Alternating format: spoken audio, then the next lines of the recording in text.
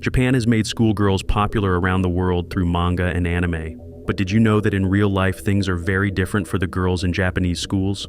They're only allowed to wear a certain color of undergarments, and are often forced to strip down for checkups. There are also shady businesses that hook up schoolgirls with grown men. Let's look at 14 of the strangest rules schoolgirls in Japan have to follow. Number 14. White undergarments only. One of the weirdest rules of Japanese schoolgirls is that they have to wear white undergarments. While not all schools in the country enforce this, it is still fairly common in most educational institutions. According to a study conducted by the Nagasaki Prefectural Board of Education, at least 58% of the schools have this policy. They have this rule specifically because the bras worn by schoolgirls won't be visible through their uniform blouses. One would think that the rule would state that undergarments shouldn't be visible, but that is not the case. The dress code clearly says that undergarments should be white. At some schools, this is even checked periodically by the teachers. A female teacher would pull the bra straps of schoolgirls through their collars to check the color. There are also some schools in which the teacher would walk into the room while the girls are changing for gym class, just so that they can see the color of their underwear. In some of the most extreme cases, female students were asked to line up in hallways and undo their blouses. By forcing these regulations, the schools are granting themselves authority to look at the underwear worn by female students. Not only is this practice embarrassing for the girls, but it can also lead to sexual harassment and misconduct. Such rules are not new, and they have been around for a long time. Schools are being forced to rethink their dress code policies due to the concerns raised by parents. Number 13.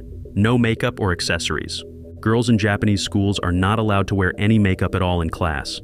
In fact, there's makeup remover stocked in every classroom in case anyone shows up with lipsticks, blush-ons, nail paints, or anything else.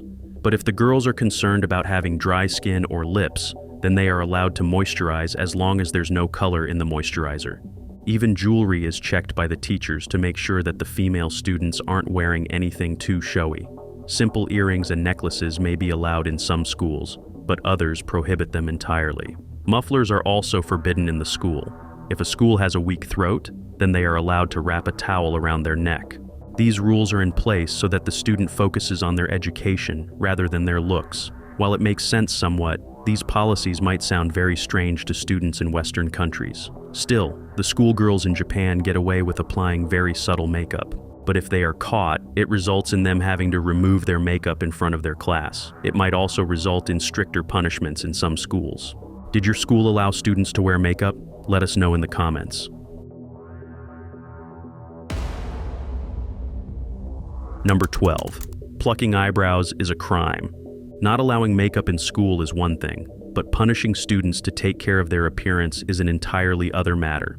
Some of the schools in Japan are very strict when it comes to removing any sort of facial hair. This is very different from how Japanese society views these things, because everyone should appear well-groomed in public. Girls in school are often punished if they pluck or trim their eyebrows. In one particular instance, a girl was forced to study on her own for 3 days just because she had slightly groomed the edges of her eyebrows. The student wasn't wearing any makeup, and her hair was also in line with the school rules. The 14-year-old girl was also told to write an essay about what she did wrong by plucking her eyebrows. People have started speaking up about this particular rule. They think that teachers should be focusing more on education rather than keeping an eye on the appearance of the students. Number 11. The short skirt dilemma. Short skirts are something commonly associated with Japanese schoolgirls. But most of the school regulations have a strict policy about the length of the skirts. Usually, skirts have to fall below the knees, but schoolgirls have their own ideas when it comes to their uniforms.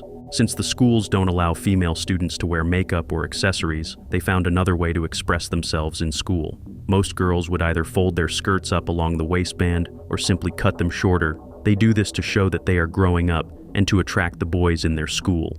Shorter skirts are also a status symbol. Like in most high schools around the world, cool girls have to stand out from the rest of the school. So this is the only way they can do that. The problem is that if the skirts are too short, then they would get into trouble with the school administration. But if the skirts are too long, they would get bullied by their classmates. In fact, they would even wear their skirts short in freezing weather. Most of this fashion statement comes from manga and anime culture in Japan. The shorter the skirt, the higher they are on the school's hierarchy.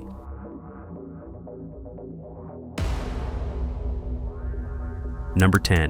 No tights in the cold. Almost everyone knows that students in Japan have to wear their uniforms. There are no exceptions, and the schools are very strict about enforcing their policies. Girls have to wear a skirt, even during the winter. On top of that, they are penalized if they wear tights or pantyhose to cover their legs. It's like they want these students to catch a cold. This particular rule is supposed to be enforced on everyone, including the boy. But since boys have to wear full-length pants, there is no way to check if they are wearing tights underneath. The schools think that wearing tights would cause the girls to get too comfortable, and they won't concentrate on their studies. Another reason for banning tights is that girls might wear colorful or patterned tights. This would make the concept of uniform essentially useless. Parents think that the schools can just include standard colored tights in the uniforms. Some schools have allowed female students to choose between slacks and skirts, but they are very few. Number 9. No hair in the eyes. Japanese schools have a lot of strange policies, and a large number of these rules have to do with hair. One of these encourages girls to have bangs, but it also places restrictions on the length of the bangs. While girls may be allowed to have bangs, they cannot go beyond their eyebrow line. The idea is that no hair should get into the eyes of the students. This does sound sensible, but the schools enforce it in a very weird way. There have been cases where the school staff has taken scissors to cut down bangs that were too long. Girls do bear the brunt of most of these policies, but boys haven't been exceptions to this either. They are not allowed certain hairstyles at all, and there have been reports of cutting off their hair if it didn't meet the guidelines. Number 8. Nape of the neck. Turns on boys. Girls in Japanese schools are not allowed to show the nape of their necks. Some schools have concerns that something like that would overly excite boys in the school. The exact rule is that girls are not allowed to have hair longer than shoulder length. If they do have long hair, then they either have to wear it in a braid or a ponytail. Students were also only allowed to use brown or black clips and hairbands. Even though ponytails were allowed, they could not be on the side or high on their heads. This is because ponytails like these would expose the nape of their necks, and would ultimately be too distracting for the boys in the school. This is one of the reasons why many schoolgirls wear their hair short. They simply don't want to risk getting caught due to these nonsensical policies. The school staff may not be afraid of using scissors, but they are not that good at giving haircuts. Female students would rather get a professional hairdresser to cut their hair short than one of their teachers. Number 7. Proof of natural hair. Japanese schools are truly obsessed with the hair of their students. Some other rules state that students must have natural hair when they are in school. This means no dyeing, no curling, and no messing around with their hair whatsoever. If a student has naturally curly or colored hair, then they must provide proof of it too. They are asked to bring in a childhood photograph along with a signed statement from their parent or guardian. Policies like these are common even in big cities like Tokyo and Osaka. There have been cases where students have been forced to dye their hair black, even if their natural hair color was brown. A female student actually sued her school in 2017 for mental distress after she was asked to dye her hair. She stopped following these ridiculous demands, but the school responded by removing her desk from the classroom, erasing her name from the school roster, and banning her from going on a school trip. When the matter was taken to court, the judge ordered the school to pay her damages, but they also determined that the school did nothing wrong in forcing her to dye her hair black. Did they have similar rules during your time in school? Share your experience with us in the comments. Number 6. Zero tolerance on dating. It is only natural for teenage boys and girls to fall for each other, but schools in Japan have very strict policies on male and female students hanging out together. Dating is not allowed at all, even outside of the school premises, and the parents are in on it too. Dating and relationships are taboo, especially for schoolgirls in Japan. It often leads to punishment by the school as well as by the parents. Obviously, young love doesn't care much about adult authority, so students find a way to make it work. They usually engage in something called gukon, which is essentially group dating. In most schools, male and female students are not allowed to hang out alone, so they bring some of their friends into the mix. In this way, they can share their feelings with the ones they like, without risking the wrath of the strict school staff. Apart from Gukon, some young couples also date in secret. They meet privately after making sure that they are completely alone. This doesn't always work out though. For example, 2 third-year students were caught in a school in Tokyo by their teacher.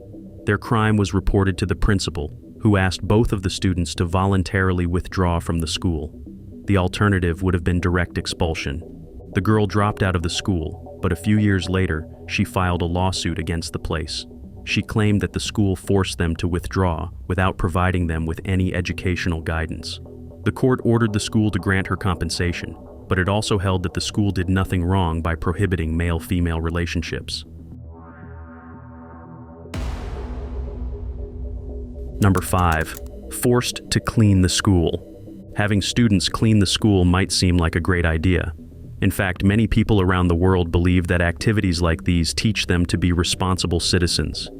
Schools in other countries than Japan have also started picking up on this tradition. But on the other hand, some parents think asking students to clean washrooms is a little too much. They are still children at the end of the day, and they should be focusing more on their studies. In Japan, 15 minutes of each is dedicated to these cleaning duties, but most of the students would rather just get over this activity as soon as possible. They want to spend their free time having fun with each other. The real reason behind making students clean the school could be money. Many public schools don't have enough funds and would rather have students clean up after themselves instead of hiring janitors. Is it a good idea to ask students to clean up the school? Let us know what you think about this practice in Japanese schools. Number 4. Strict costume policy in swimming pools. Girls who are more conscious about their bodies often want to use full-length swimming costumes, or rash guards when going into the pool. Sometimes there are also risks of getting sunburnt in the water, but they have to wear the standard costumes as defined by the school. Not everyone is comfortable in showing their bodies, and this is especially true for growing girls. One might expect the school to make exceptions on the uniform in the swimming pool, but that is usually not the case. Students are allowed to use full costumes or rash guards only on express permission by the principal. And even then, their parents have to submit a signed application for it in person. While most principals don't mind allowing girls to use rash guards in the pool, it's still a cumbersome process. Some parents might not have enough free time from their jobs to attend a special meeting with the principal about swimwear. Number 3. Menstrual cycles are no excuse. Menstruation is a deeply personal thing, and even though it is completely natural and normal, talking about it might be embarrassing for teenage girls. But some schools in Japan ask female students to declare their menstrual cycles. They do this to ensure that the girls are not just using this as an excuse to skip gym or swimming classes. The worst part is that they ask schoolgirls these questions openly in full earshot of other students. In some cases, schoolgirls were even asked to use tampons and get in the swimming pool. This practice had been going on for quite some time before anyone took notice of it. Understandably, the young girls were embarrassed or afraid to report this to their parents. This can be a traumatizing event for young girls who are only starting to mature, and it can leave them scarred for years.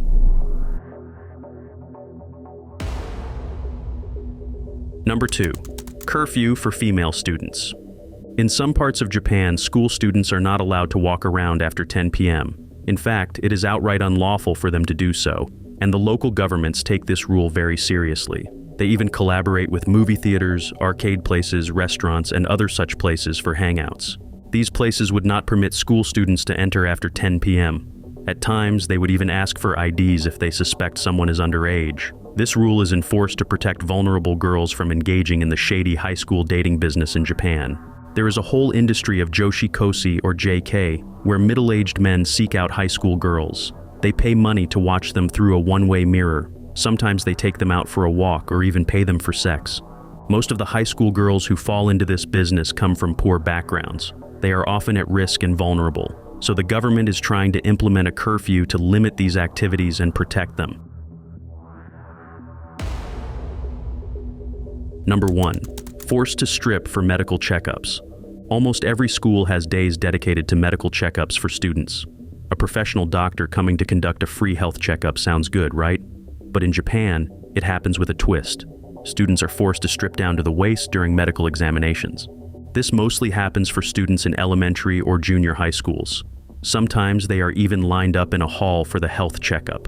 The experience can be traumatic, especially for girls, because generally, they are more conscious about the changes in their bodies during that age.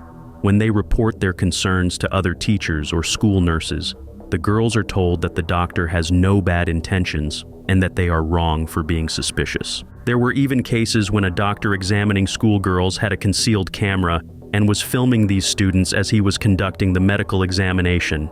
This obviously raises a lot of concerns for the parents. People have reported that they are afraid to go to the hospital because of what they had to experience during these medical checkups in school. The administration argues that the checkup requires students to strip down to the waist to see if the student has scoliosis or other disorders. Some of the schools have now announced that these medical examinations are not mandatory. Students are free to go to their own doctors for their regular checkups. That's all that we have for you today. We hope you enjoyed this video. Don't forget to subscribe to our channel. Click on the screen for more content like this. See you in the next one.